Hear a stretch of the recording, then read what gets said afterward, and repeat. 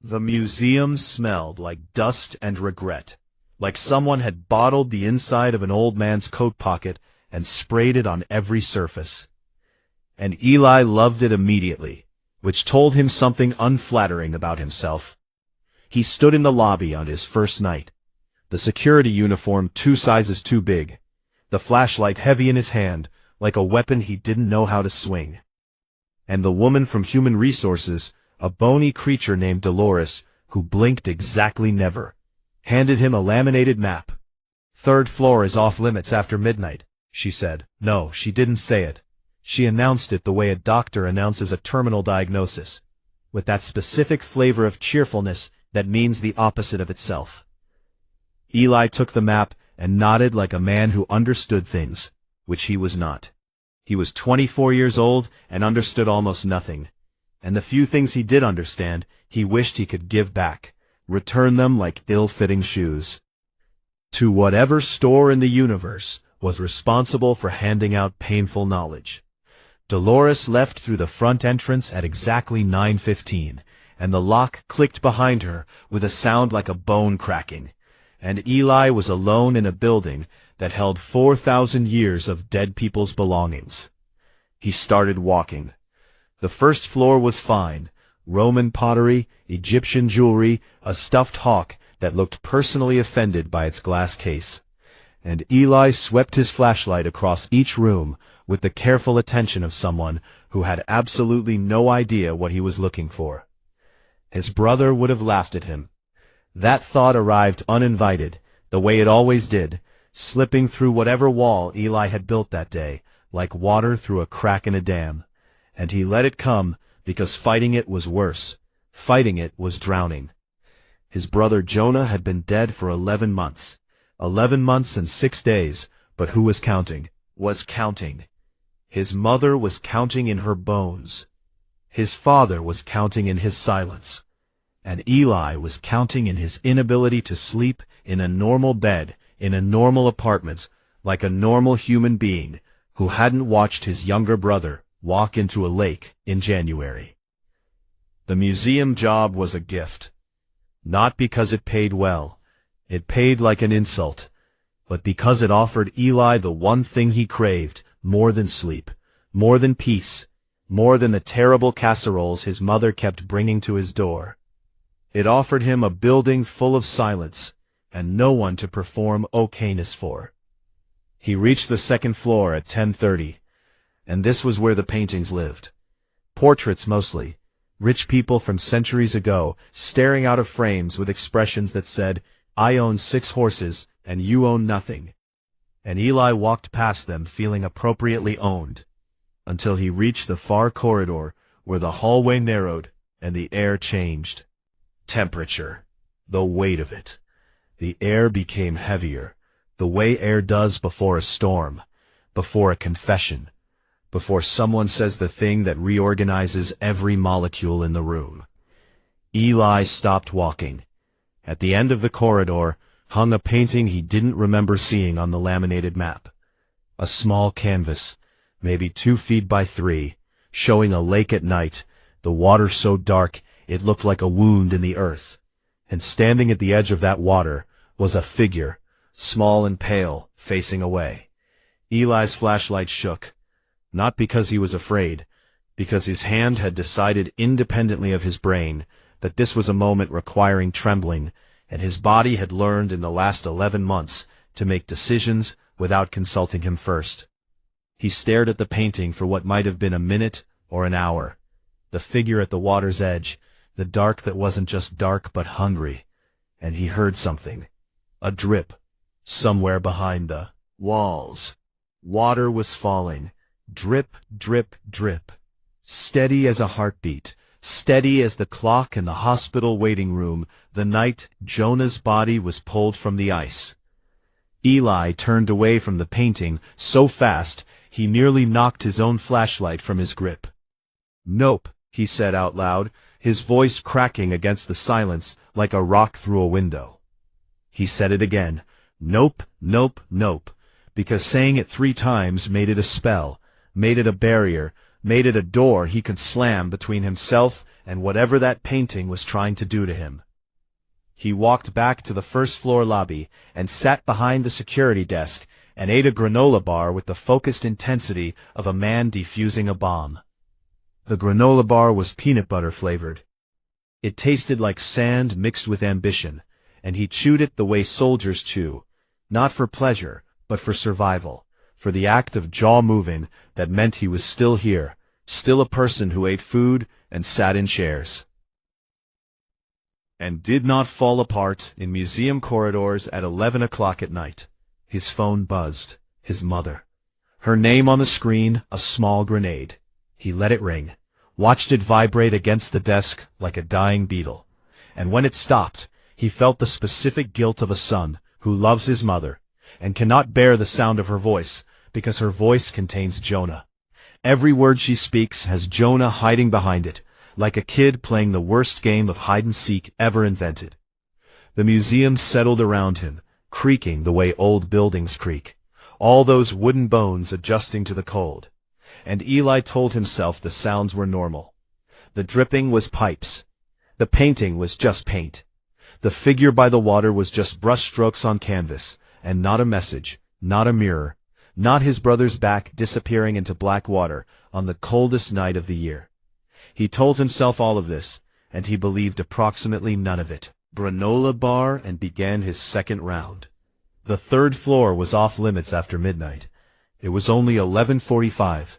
He had 15 minutes to decide if he was the kind of man who followed rules or the kind who climbed stairs toward things that frightened him.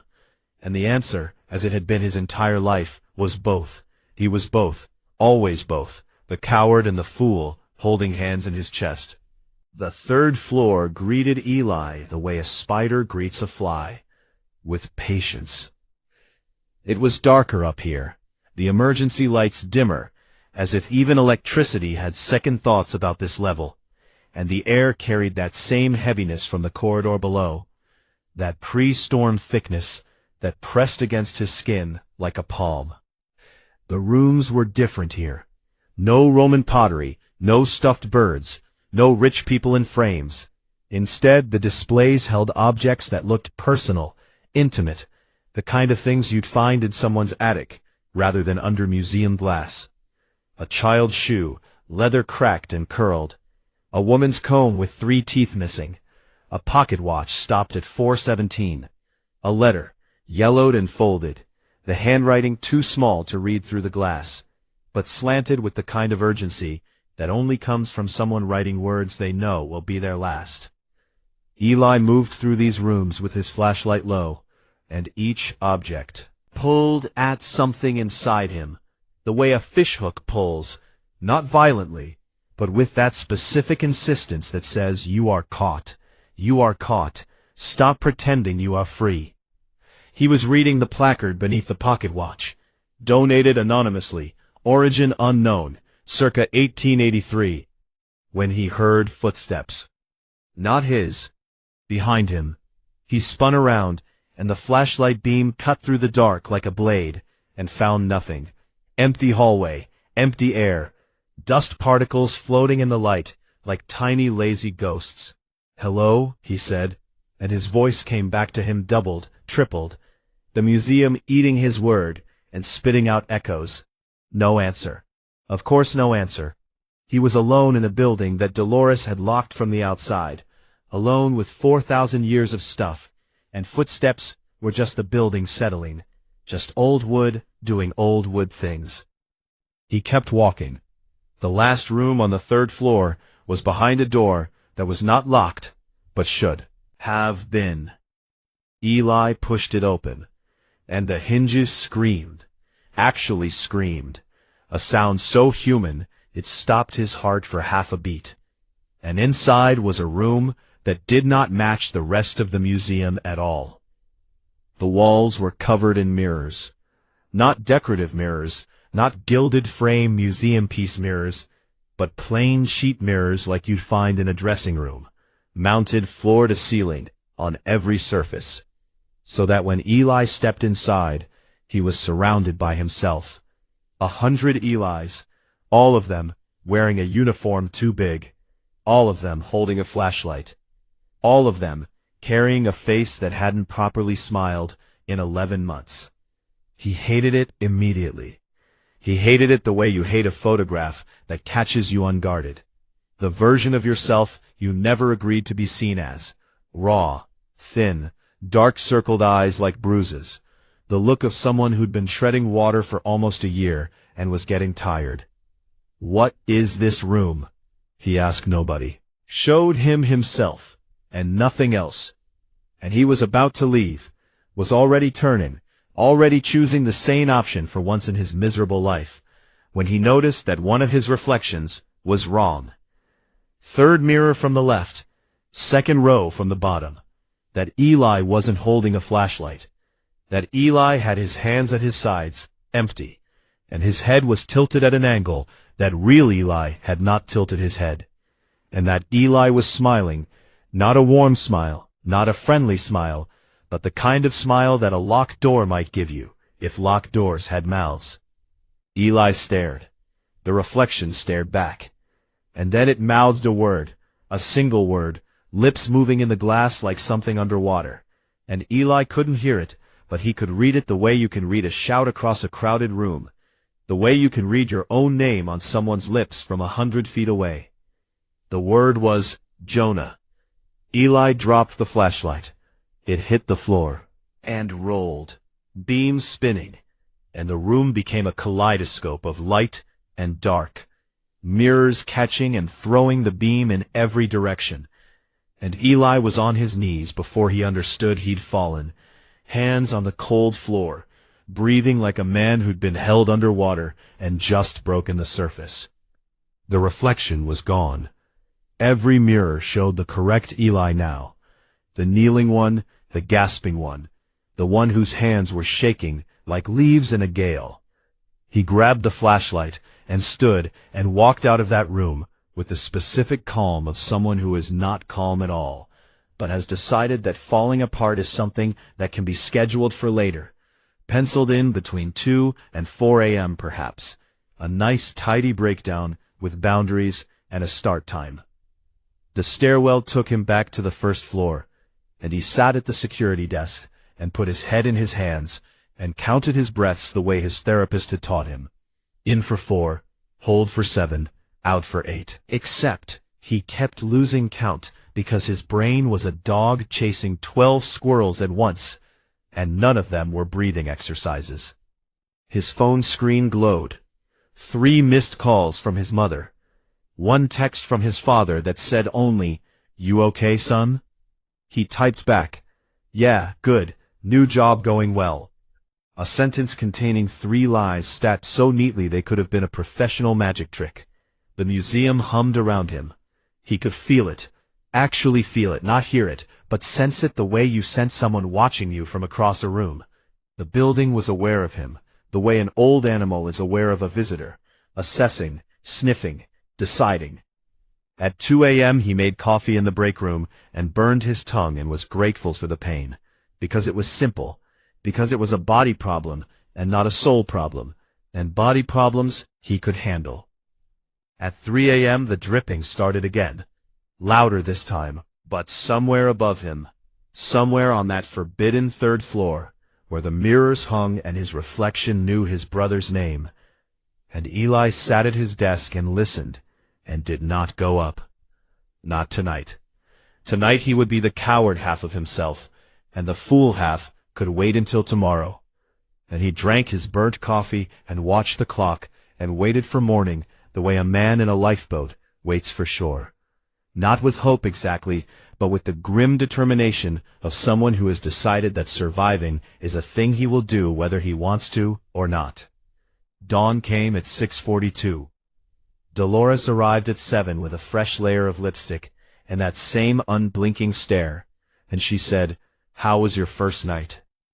Eli smiled, the professional kind, the kind that uses muscles but not feelings. "Quiet," he said. And Dolores blinked.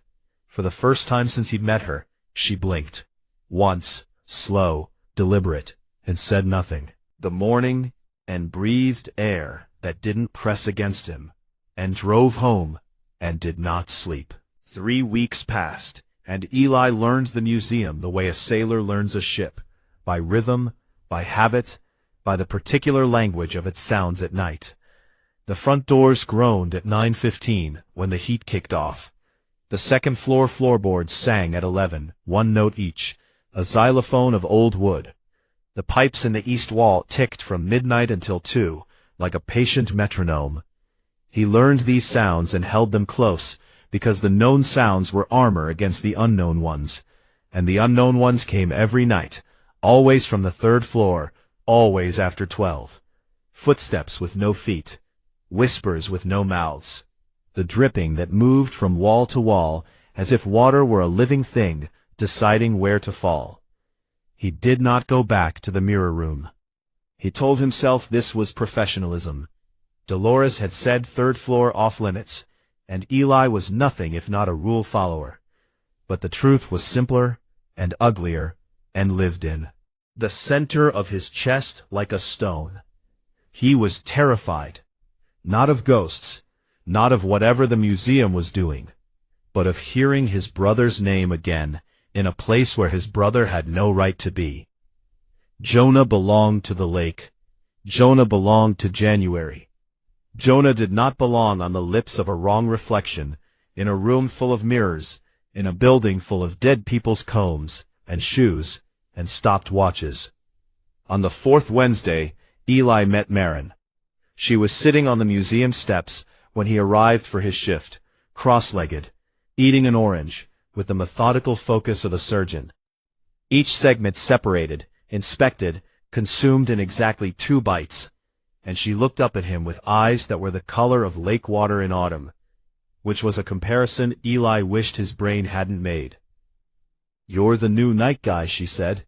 Not a question. "I'm the new night guy," he agreed. "Has it shown you anything yet?"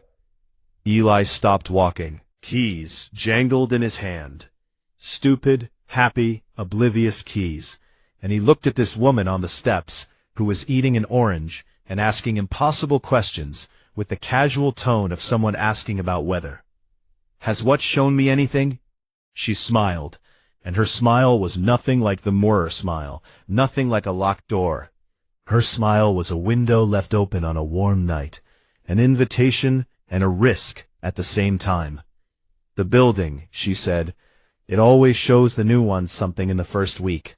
Usually something they're carrying, something heavy, something they came here to hide from." She bit into another orange segment. "What did it show you?" Eli could have lied. He was good at lying. 11 months of practice. 11 months of "I'm fine" and getting better, and no, really, the grief counselor is helping. But standing on those steps, with his too big uniform and his stupid keys, looking at a woman who already knew the answer, felt like trying to hold water in a net. "A name," he said. Marin nodded as if this was exactly right, as if names were the most common thing the museum showed people. And she stood up and brushed orange peel from her lap, and said, "I used to work here, night shift, 4 years ago." "Why'd you stop?" "Because the building finished with me." She said it simply, the way you'd say, "because the rain stopped," or "because the movie ended." And Eli felt a door open somewhere in the architecture of his understanding. Not wide, just a crack, just enough to let a draft through. "What did it show you?" he asked. Marin looked at him, and for one breath her face changed. Not the expression, but the depth of it, like looking into shallow water and realizing the bottom is much further down than you thought. "My daughter," she said. 2 words. She offered nothing else, and Eli, who understood what it meant to carry a name that hurt, asked nothing more. They stood on the steps in the kind of silence that is not empty, but full. The kind that 2 people share when they have both been to the same country of loss, and don't need a map to prove it. "Come back tomorrow night," Marin said. "I'll show you what the 3rd floor actually is." She walked away, and Eli watched her go, and something in his chest shifted. Not healed, nothing so dramatic. More like a piece of furniture being moved in a dark room. The geometry of his grief rearranging by an inch. He went inside. The museum greeted him with its usual symphony, the groan, the song, the tick, and Eli did his rounds with a strange new feeling sitting beside his fear, like a passenger he hadn't invited, but didn't mind. Curiosity. Raw, dumb, dangerous curiosity. The kind that gets cats killed, and men walking into rooms full of mirrors, at 1 a.m. He did not go to the 3rd floor. But for the first time, the reason wasn't terror. It was anticipation. He wanted to go with Marin, wanted someone beside him when the mirrors did their trick, wanted a witness, because grief without a witness is just madness, just a man talking to reflections in the dark. And Eli was so tired of being mad alone. At 3 a.m., the dripping came, and this time Eli listened to it, really listened, not with the clenched ears of fear, but with something closer to attention, and he realized it wasn't random. It had a pattern. 3 drips, pause, 2 drips, pause, 5 drips, pause. 3, 2, 5. Over and over. 3, 2, 5. He wrote it down, on the back of a napkin, and stared at it, and his brain did that thing brains do, where meaning arrives not through logic, but through the back door, through the sudden coldness in his fingers and the tightening of his throat. 325, March 25th. The day Jonah was born. Eli put the napkin in his pocket, and finished his shift, and drove home, and sat in his car, in the parking lot of his apartment building, for 45 minutes, watching the sun climb the sky, and thinking about a museum that knew his brother's birthday. He called his mother. She answered on the first ring. She always answered on the first ring now, because unanswered calls had become a different thing in their family, had become the specific shape of fear that lives in the phone of every parent who has lost a child. "Hey, Mom." "Eli, honey, are you okay?" "Yeah," he said, and for the first time in 11 months, the word wasn't entirely a lie. "Yeah, I think I might be."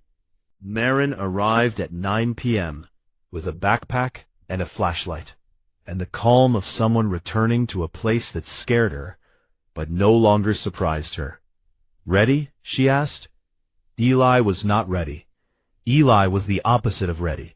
He was a collection of nerves, in a security uniform, a man-shaped bundle of dread and curiosity tangled together so tightly he couldn't tell where one ended and the other began.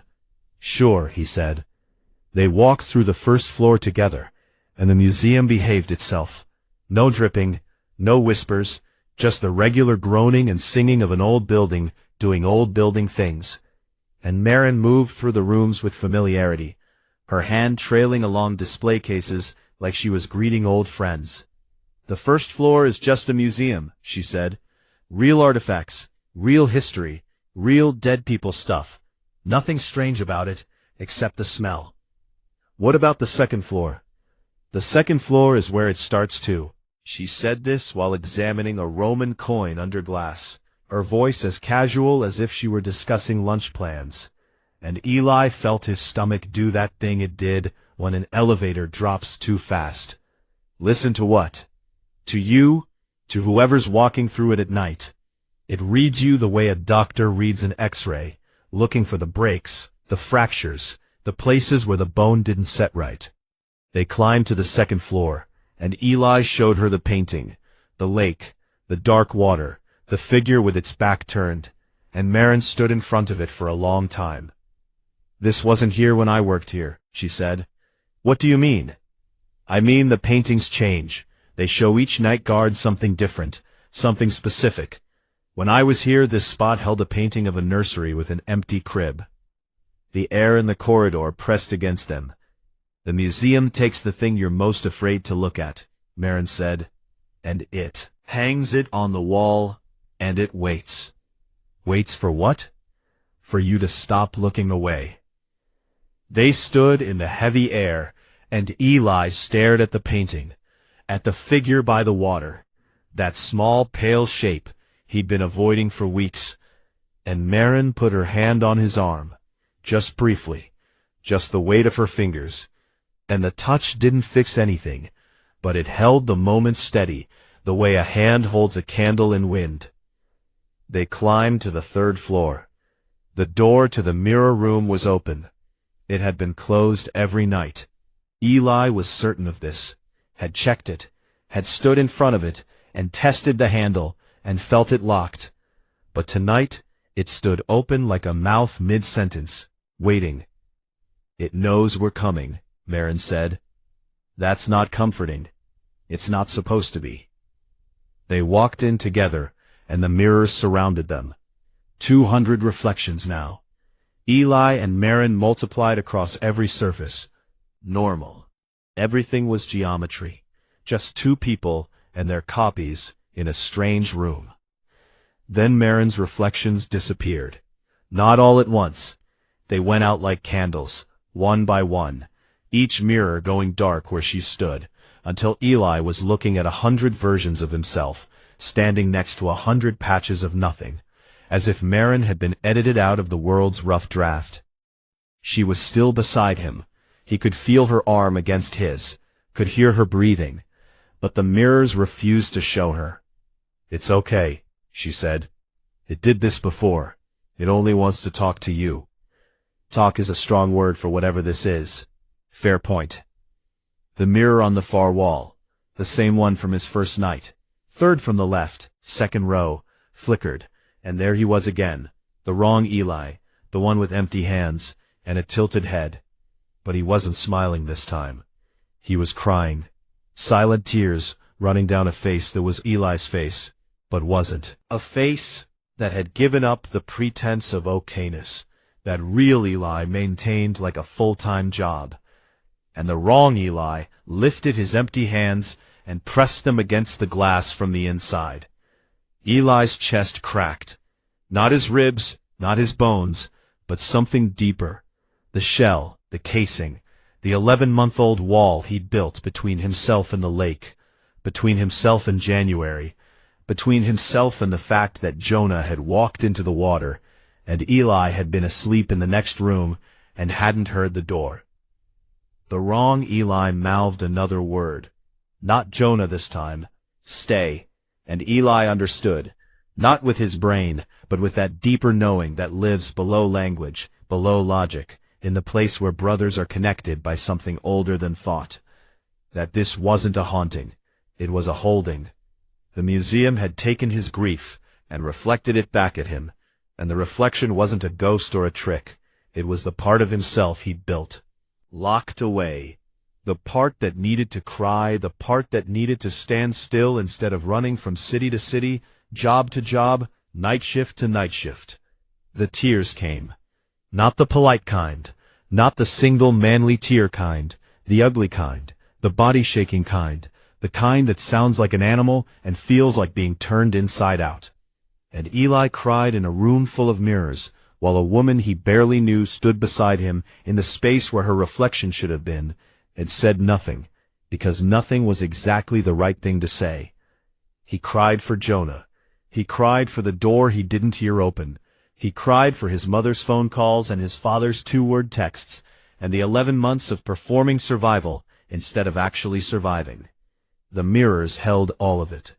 Every reflection cried with him, synchronized, unanimous, 100 Elis finally doing the thing that one Eli had refused to do since January. And when it was over, when the shaking stopped and the sounds faded to breathing, the wrong Eli in the third mirror from the left pressed his hand flat against the glass and smiled. A real smile this time. The kind that means something is finished. The morning after the mirror room, Eli called his mother and talked for 2 hours. He didn't tell her about the museum. Some things belong to the dark and the glass and the strange geometry of grief. But he told her other things, real things, things that had been sitting in his throat like swallowed stones for 11 months. He told her he was sorry for not answering her calls. He told her he heard Jonah in her voice and that it scared him. He told her that missing Jonah felt like a room with no door, and he'd been pacing inside it since January, wearing a track in the floor, and he didn't know how to stop pacing, but he was tired enough to try. His mother cried. He cried too, for the second time in 12 hours, which was more crying than he'd done in the entire 11 months before. And when they hung up the phone, it felt lighter in his hand, as if the device itself had been carrying the weight of those unmade calls. He slept that day. Slept. Not the shallow, twitching, 3 a.m. ceiling-staring sleep that had been his standard, but deep and heavy and dreamless. The kind of sleep that is less like rest and more like surrender, like his body had finally received permission to stop standing guard. He woke at 7 p.m. to a text from Marin. "How are you feeling?" He stared at the message and tried to find the right word. Not fine, never fine again. Fine was a coffin of a word, a box he'd stuffed himself into. And he typed back, lighter. It was the truest thing he'd said in a year. That night he drove to the museum, and Dolores was waiting in the lobby, with her lipstick and her unblinking eyes, and something new. A small cardboard box. "These were in the archive," she said. "The building wanted you to have them." The building wanted, "Good night, Eli." She left, and Eli opened the box under the fluorescent lobby lights and found 3 things inside: a photograph, a key, and a note. The photograph showed 2 boys standing in front of a lake in summer, not winter, not January, not the dark water of the painting, summer, green and golden, the water bright with sun, and the boys were laughing, arms around each other, faces squinted against the light. It was Eli and Jonah. Eli had never seen this photograph, couldn't place the lake, couldn't remember the day, but there they were, 9 and 7 maybe, brothers in the easy way that brothers are before the world teaches them to be careful with each other. The key was old brass, small, the kind that fits a diary or a music box. The note said 1 sentence in handwriting that wasn't Dolores's, wasn't anyone's he recognized, handwriting that looked like it had been written by the building itself, if buildings had hands. "The door you didn't hear open was not your door to guard." Eli read it 3 times. The 4th time, something inside him unlocked. Metaphor. He literally felt the mechanism of it. A click in his chest, like a padlock releasing, like a jaw unclenching, like a fist that had been closed so long the fingers had forgotten they could be anything else. The door you didn't hear open was not your door to guard. He had carried it, the guilt, the if only, the terrible arithmetic of, if I had been awake, if I had heard the door, if I had followed him to the water. Carried it like a second skeleton inside his real one, a framework of blame holding his body upright. And this sentence, this strange museum-written sentence, dissolved it. Not completely, not magically. Guilt doesn't evaporate like that. But enough to breathe without the bones of blame pressing against his lungs. He did his rounds that night with the photograph in his breast pocket. Jonah over his heart in summer instead of January, in sunlight instead of dark water. And the museum was quiet, truly quiet, not the loaded quiet of something waiting, but the easy quiet of something finished. No dripping, no footsteps. The 3rd floor door was locked, and when Eli tested the handle, it felt ordinary. Just a door, just a lock, just hardware. No heaviness, no invitation, no eyes behind the wood. At midnight, Marin texted, "Is it different tonight?" "It's done," he wrote back. "Good, that means you're almost ready." Ready for what? To leave. He stared at his phone in the dark museum lobby and understood what she meant. Not tonight, not tomorrow, but soon. The museum would release him the way it had released her. Because the building wasn't a prison, or a haunted house, or a tourist attraction. It was a clinic. A strange, dusty, mirror-filled clinic for people carrying things too heavy to put down in the normal world. And it held you until you could hold yourself, and then it let you go. 3 more weeks as it turned out. Weeks of quiet nights and normal sounds, and the slow, strange process of becoming a person who was sad but not drowning, grieving but not hiding, broken but setting, the way a bone sets, not by force, but by stillness and time. On his last night, the museum gave him one more thing. He was walking the second floor at 2 a.m., passing the spot where the lake painting had hung, and the painting was gone. In its place was a new canvas, small and bright, showing two boys running through a field. The younger one ahead, looking back over his shoulder with a grin so wide it bent his whole face. Eli stood in front of it and laughed. Not a sad laugh, not a grief laugh, a real laugh, the kind that comes from the belly and fills the corridor and makes the paintings rattle in their frames, because the grin on that painted boy's face was pure Jonah, was exactly the expression Jonah wore every time he was winning, every time he was first, every time he looked back at his older brother and dared him to keep up. "I'll keep up," Eli said to the painting. He turned in his uniform the next morning. Dolores took it without comment, folded it into a neat square, and set it on the desk between them like a flag after a ceremony. "Thank you," Eli said. "Don't thank me," Dolores said. "Thank the building." She blinked twice, extravagant for her, and Eli